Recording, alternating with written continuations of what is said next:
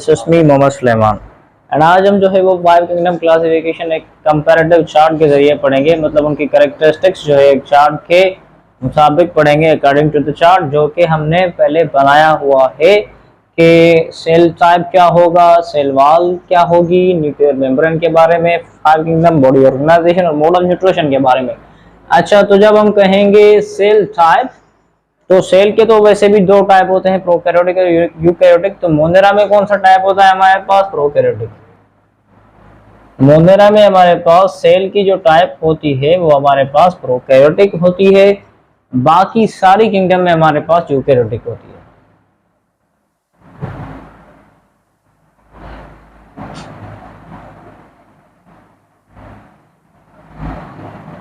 हमारे पास प्रोकैरियोटिक में जो है मोनेरा में जो है वो सिर्फ और सिर्फ हमारे पास प्रोकैरियोटिक सेल्स होता है, बाकी हमारे पास जो भी किंगडम्स है उसमें हमारे पास यूकैरियोटिक किंगडम ही आता है। ठीक है, तो अगर हम कहें अब सेल वॉल के बारे में पढ़ें, तो सेल वॉल जो है वो मोनेरा की जो सेल वॉल होती है वो हमारे पास पॉलीसेचुराइड प्लस अमाइनो एसिड की बनी होती है। पॉलीसेचुराइड प्लस अमाइनो एसिड, या हम कहते हैं आर सेल्यूलोज, या सेल्यूलोज की बनी होती है, या हमारे पास पॉलीसेचुराइड प्लस अमाइनो एसिड की बनी होती है। अच्छा, उसके बाद हमारे पास जो सेल वॉल प्रोटिस्टा में, उसमें क्या होता है कि प्रेजेंट इन सम, प्रोटिस्टा में जो है वो कुछ में जो है वो सेल वॉल मौजूद होती है, कुछ में नहीं होती, तो उसको प्रोटिस्टा में कोई स्ट्रक्चर वगैरह के बारे में नहीं बताते। Cell wall polysaccharide plus amino acid और सेल्यूलोज। प्रोटिस्टा में क्या होता है? Cell wall present in some. Fungi में जो हमारे पास सेल वॉल जो है वो हमारे पास है cell wall without cellulose,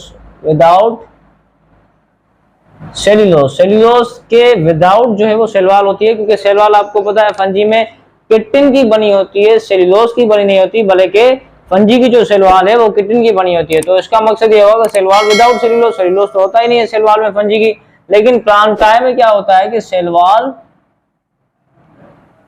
with cellulose, जो हमारे पास प्लांटाई की सेल वॉल होती है वो हमारे पास सेल्यूलोज की बनी होती है। ठीक है, एनिमेलिया में तो सिंपल क्या होता है, cell wall is absent, cell wall हमारे पास है ही नहीं, एब्सेंट है।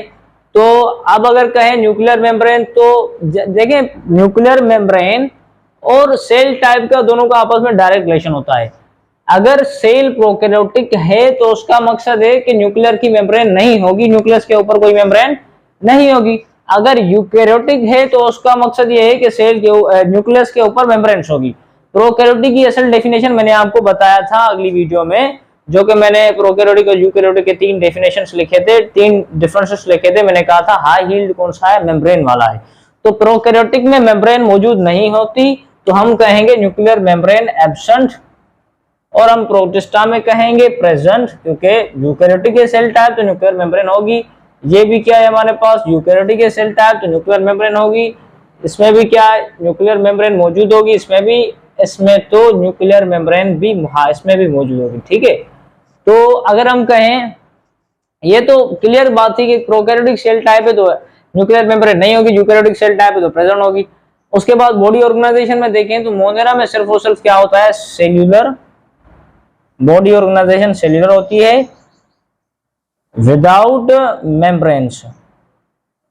जब भी प्रोकैरियोटिक का नाम आ जाए तो विदाउट मेम्ब्रेन का नाम भी आ जाता है, क्योंकि जब प्रोकैरियोटिक सेल होता है तो उसमें सेल में जो मेम्ब्रेन्स होती है ना वो बनी नहीं होती। ठीक है, सेल अभी कंस्ट्रक्शन में होता है, मतलब पूरा नहीं बना होता। यूकैरियोटिक में अगर देखें तो सेल्यूलर, ठीक है, इसमें क्या करेंगे भाई, सेल्यूलर, इसमें सेल्यूलर होती है। ठीक है, इसमें सेल होता है। अगर फंजी में देखें तो फंजी में बनेगा सेल्यूलर, फंजी में जो है हमारे पास मल्टी सेल्यूलर, इसमें हमारे पास मल्टी सेल्यूलर होते हैं। ये दोनों सेल्यूलर मतलब एक सेल वाले हैं ना मोनेरा, तो इसलिए मैंने सेल्यूलर लिखा। फंजी एक सेल से ज्यादा है, मल्टी सेल्यूलर। एंड उसके बाद इसमें लूज टिश्यू भी होते हैं, लूज टिश्यू होते हैं। ठीक है, प्लांटाई में हमारे पास क्या होते हैं, मल्टी सेल्यूलर है, मल्टी सेल्यूलर टिश्यू, और हमारे पास आर्गन होते हैं। ठीक है, लेकिन एनिमलिया में क्या होते हैं, मल्टी सेल्यूलर टिश्यू भी होते हैं आर्गन भी होते हैं और हमारे पास आर्गन सिस्टम्स भी होते हैं। ठीक है, इसमें सिर्फ ऑर्गन तक, यहाँ पे ऑर्गन सिस्टम भी होते हैं। इसमें फंजी में सिर्फ और सिर्फ लूज टिश्यू तक होते हैं, प्रोटिस्टा में सिर्फ और सिर्फ एक सेल होता है, और मोनेरा में सेल एक ही होता है लेकिन उसमें मेम्ब्रेन्स भी नहीं होती। ठीक है, अच्छा अगर आखिर में देखें मोड ऑफ न्यूट्रिशन, तो मोड ऑफ न्यूट्रिशन मोनेरा हमारे पास है ऑटोट्रॉफिक, हमारे पास ऑटोट्रॉफिक है। हाँ, मोनेरा जो है वो अपना जो फूड है वो खुद बनाता है, लेकिन हमारे पास कीमोसिंथेटिक के जरिए, केमिकल्स के जरिए, फोटोसिंथेटिक के जरिए, हमारे पास फोटोसिंथेटिक के जरिए भी बनाता है, और उसके बाद हमारे पास ये हमारे पास हेटरोट्रॉफिक भी आता है। ठीक है, हेटरोट्रॉफिक में भी आता है, ऑटोट्रॉफिक में भी आता है, कीमोसिंथेटिक भी है, फोटोसिंथेटिक भी है। प्रोटिस्टा में हमारे पास, प्रोटिस्टा में भी क्या है हमारे पास ऑटोट्रॉफिक, प्रोटिस्टा भी क्या है हमारे पास ऑटोट्रॉफिक है। फंजी हमारे पास क्या है, हेटरोट्रॉफिक है, वो अपना फूड नहीं बनाते खुद, और इसे कहते हैं सेप्रोट्रॉफिक, इसे कहते हैं सेप्रोट्रॉफिक कहते हैं फंजी को, क्योंकि ये जो है वो हमारे पास डेड बॉडी पे डिपेंड करते हैं, फंजी डेड बॉडी को ईट करते हैं, so that's why they are also called saprotrophic. अच्छा प्लांटा में क्या है, ऑटोट्रॉफिक है लेकिन कौन से, फोटोसिंथेटिक। अच्छा अगर हम एनिमेलिया की बात करें तो एनिमेलिया में हमारे पास क्या होते हैं, हेटरोट्रॉफिक होते हैं,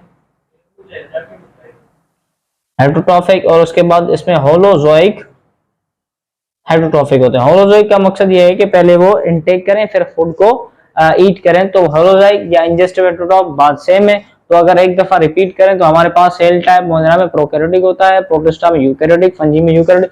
मोनेरा के सिवा सभी किंगडम्स में सेल का टाइप यूकैरियोटिक होता है। सेल वॉल हमारे पास मोनेरा में पॉलीसेचुराइड प्लस अमीनो एसिड बनी होती है सेलुलोज की, प्रोटिस्टा में हमारी प्रेजेंट इन सम, कुछ में होती है कुछ में नहीं। अच्छा मोस्ट प्रोटिस्टा जो है, प्रोटिस्ट काफी प्रोटिस्ट जो है मोस्ट प्रोटिस्ट वो aquatic होते हैं, मतलब पानी में रहते हैं। ठीक है, पानी में मोस्ट प्रोटिस्ट जो है वो हमारे पास पानी में रहते हैं, याद कर ले aquatic एनिमल्स होते हैं, एक्वाटिक होते हैं। मतलब फंजी जो है वो हमारे पास उसमें cell wall without cell wall, cell wall chitin की बनी होती है, उसकी बॉडी को माइसिलियम कहते हैं, उसमें जो थ्रेड्स होते हैं उसे हाइफाई कहते हैं।